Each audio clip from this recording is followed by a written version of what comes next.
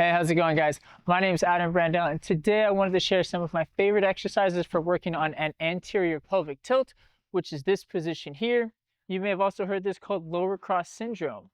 If you're feeling stuck in this position, by the end of this video, we'll have gone over some of my favorite ways to start working out of that position and developing more control over our pelvic tilt. So when it comes to really unlocking hips that might be stuck in that anteriorly tilted position, a lot of times it can be hard for people to find the ability or remind the body that you can tilt the hips in the first place.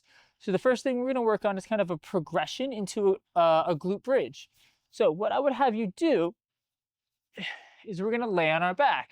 Knees are bent so the feet are flat, and we're just going to relax for a moment here. Most people, if you're stuck in this anterior pelvic tilt, will find that there's a pretty good amount of space between their lower back and the floor. So the first thing we're going to start with are some pelvic tilts. What I'm going to think about is taking a big breath in, and as I fill my rib cage, my low back is going to lift up towards the ceiling. I'm going to exhale and press my low back into the floor.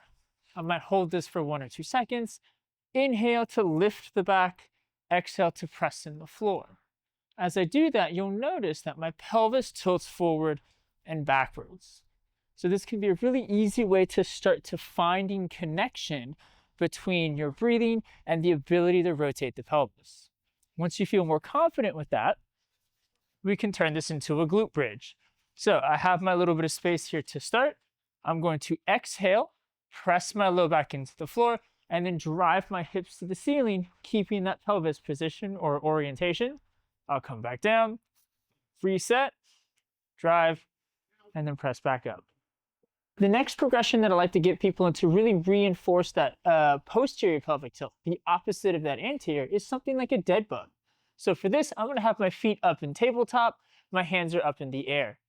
Now to start this exercise and get the benefit we want out of it, the setup matters. What I mean by that is I've got to think about exhaling, pressing the low back into the floor so there's no space here, and I've rotated my pelvis backwards. From here, I'm bracing. I'm going to take my favorite arm and my opposite foot, and I'm going to reach out and away from each other slowly, but only so far as I can go without losing contact with the low back. If I go too far, the pelvis tilts, and then I've lost that position. So low back is strong, hips are rotated. I'm going to reach out and away until I can't anymore. I'll come back and maybe alternate sides.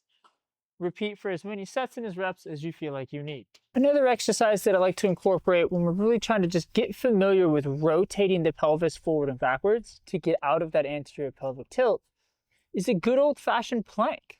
But like the dead bug, our setup kind of matters. So here's what I mean.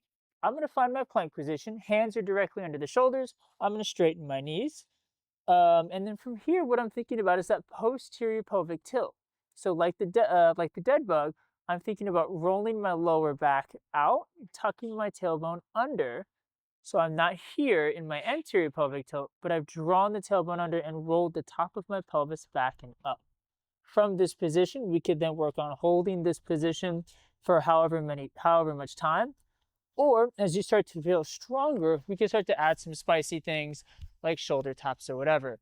But the key with the plank is tucking the tailbone under into posterior pelvic tilt. When you do that, you'll feel the abs contract, which is what we need to start strengthening that ability. Once again, my name's Adam over here at Gainesville Health and Fitness. I hope you find these exercises helpful. If you have any questions about how to progress from these 3 exercises or just questions in general, feel free to reach out to us.